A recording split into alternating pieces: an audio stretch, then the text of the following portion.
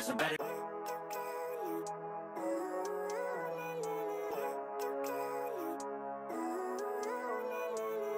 Living life every day, late at night, not okay.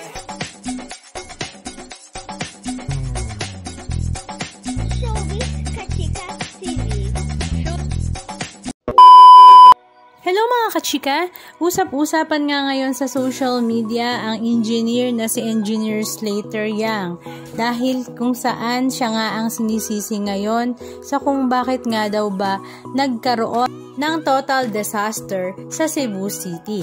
Ang sinisisi ngang dahilan ay ang kanyang multi-billion project na Monterrasas de Cebu. Matatandaan nga, last 2 years ay ibinahagi nga ni Slater Yang ang kanyang project kung saan ang bundok nga sa Cebu ang kanilang pagtatayuan ng talaga namang high-rising houses para nga sa mayayaman at ito nga ay worth million pesos. At talaga namang marami nga ang humanga sa project na ito at marami din nga ang hindi sang-ayon dahil nga sa magiging epekto nito sa kalikasan at the same time sa mga lugar na mapagdadaanan nga ng baha. Pero sinigurado naman daw ni Slater Yang na meron naman daw pagpupuntahan ang baha kung sa akaling magkaroon ng bagyo. At napaniwala naman niya ang mga netizens at ang mga mamamayan sa Cebu na safe na wala ngang magiging aberya ang project na ito. Marami nga naniniwala kay Slater Yang dahil isa nga siya sa mga vloggers or influencers na nagbibigay nga sa social media ng honest opinions patungkol nga sa mga projects na nakikitaan nga niya na hindi magiging maganda ang outcome. Kaya naman, ang lahat nga ay naniniwala at nagtitiwala nga sa kanyang kakayahan. Pero ngayon ngang November 2, 2025 ay talaga namang unexpected nga naging resulta ng bagyong Tino nang dumagasa na nga ito sa Cebu. Talaga namang nilamon nga ng baha ang buong lugar ng Talisay, Cebu, kung saan halos lahat nga ay nawala ng tirahan dahil nga sa napakataas na baha na bumalot sa buong lugar. Nagpatong-patong nga ang mga sasakyan sa pagragasa ng napakalakas na tubig. Nakala nga ng iba ay ito nga daw ay AI lamang. Talaga namang nakakapanlumo at nakakapanlambot dahil lahat nga ng ipon at pagod ng mga taong naninirahan dito ay inawala na sa isang iglap lamang. Ang ilan nga sa mga netizens ay napakomment ng kining project ni Slater Yang usa jud ni isa sa reason nga no grabe ang baha sa Cebu City. Makalibog lang ning mga dato kay hilabtan jud ang bukid nga nagpuyo man unta na diha. Gubon jud kay adto magbuhat og balay nga kanhibaw sila delikado og kayaw og epekto kung magsigig uwan. Gaparehas rani sila sa mga naglingkod sa gobyerno kwartaray guhana huna. So para nga lang talagang naging hindi lang flood control ang naging issue dito kundi pati ang mga multi-billion na projects nga ni Slater Yang na nagpatong-patong na nga dahil nga sa mga puno kanilang pinutol at kinalbong bundok.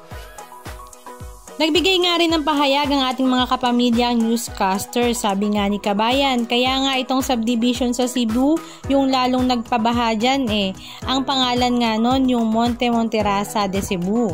At sabi naman ni Miss Karen Davila, let's be factual.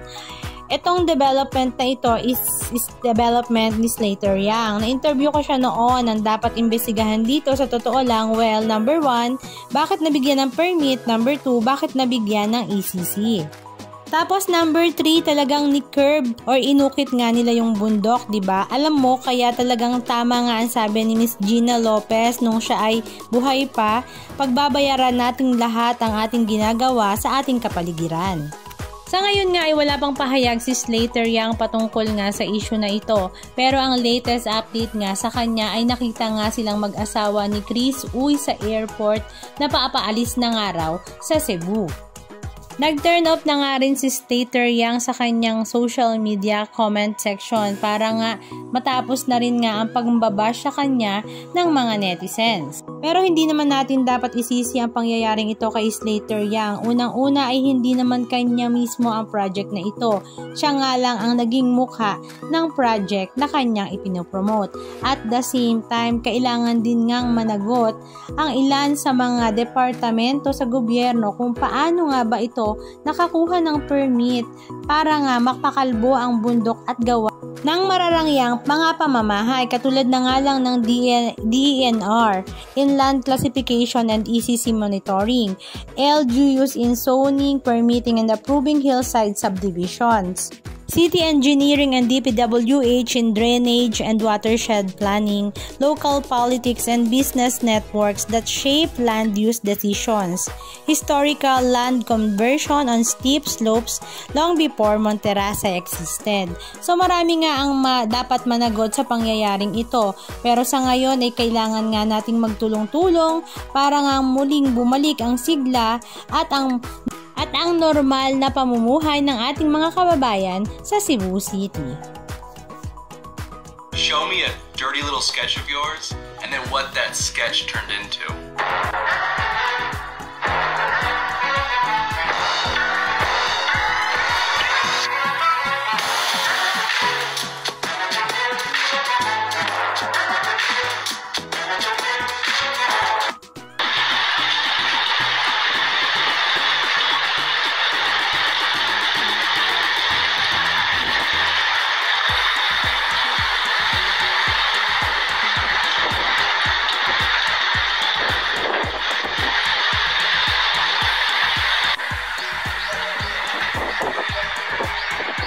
Santo.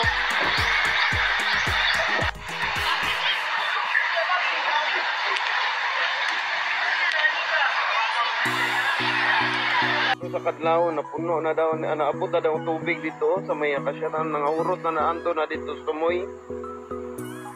Oh, wipe out yung tawon sila oh. Kaning mga balaya. Sus, saita. Awa ninyo. Doon nga tawon ninyo. Anong masasabi nyo mga kachika? Just comment down below. And please don't forget to subscribe. Thank you!